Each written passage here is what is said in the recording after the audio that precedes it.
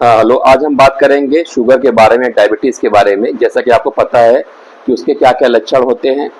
बहुत सारी जगह पेपर में लिखा हुआ आता है कि बहुत ज़्यादा भूख लगना, बहुत ज़्यादा प्यास लगना और शरीर में कमजोरी लगना और कोई घाव या चोट लग जाना, उसका ना भर पाना और थकान बहुत ज़्यादा होना, यही से कॉमन से उसके लक्षण होते हैं।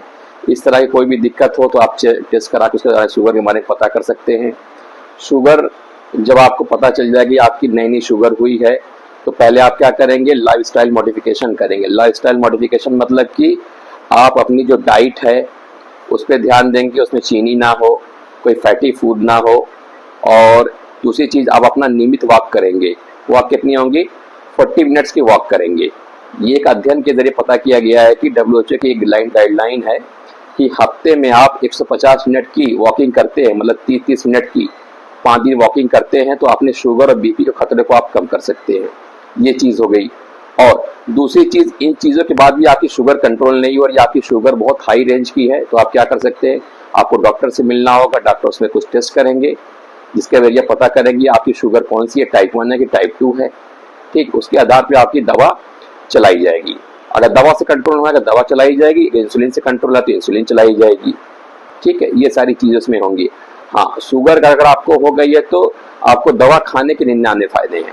जैसे पहले फायदे क्या है, अगर आपको शुगर है, शुगर कंट्रोल है तो आपको कैटरेक्ट नहीं है, मोतियाबिंद नहीं होगा, डायबिटिक रेटिनोपैथी नहीं होगी, किडनी में कोई दिक्कत यानी डायबिटिक नेफ्रोपैथी नहीं होगी, पैर की जो नसें रहेंगी वो सब कुछ सही रहेंगी, वहाँ पे ग्लूकोज डिपोजिशन नहीं होगा। ग्लूकोज डिपोजिशन नहीं होगा तो आपको पैरों में सुनपन नहीं लगेगा, जिसको पेरिफेरल न्यूरोपैथी बोलते हैं, यानी डायबिटिक न्यूरोपैथी। वो सब चीज़ें नहीं होंगी।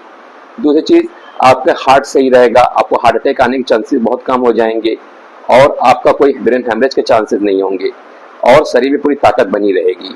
ये सारी चीज़ें रहेंगी बहुत। इसलिए शुगर का कंट्रोल होना बहुत ज़रूरी है। ये आम बीमारी नहीं है। इसका जितनी जल्दी शुगर कंट्रोल रहे, पूरी नियमित कंट्रोल रहे, उतना आपके लिए अच्छा है।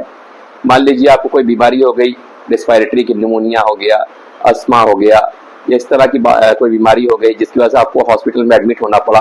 उस कंडीशन में आपको क्या करना होगा? उस कंडीशन में अगर आपको शुगर है तो आपको दवा बहुत संभाल के चलानी पड़ेगी। क्यों? क्योंकि उसमें आप जब स्टेरॉइड देते हैं तो स्टेरॉइड से शुगर का जो हाइक्स आ जाएगा, हाइक मतलब कि शुगर बढ़ जाएगी। शुगर बढ़ जाएगी तो आपको किडनी में दिक्कत होगी। उस कंडीशन में हमको इंसुलिन से काम लेना होता है। ये सब सारी चीज़ें उसमें हमको करनी होती है।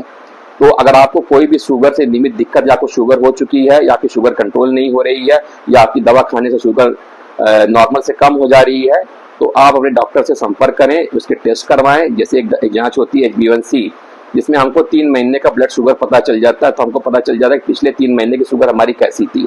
इस तरह की और भी जानकारी के लिए आप उन्हें नज़दीकी डॉक्टर से संपर्क करें या फिर चेस्ट एलर्जी या शुगर क्लिनिक पे संपर्क करें। धन्यवाद।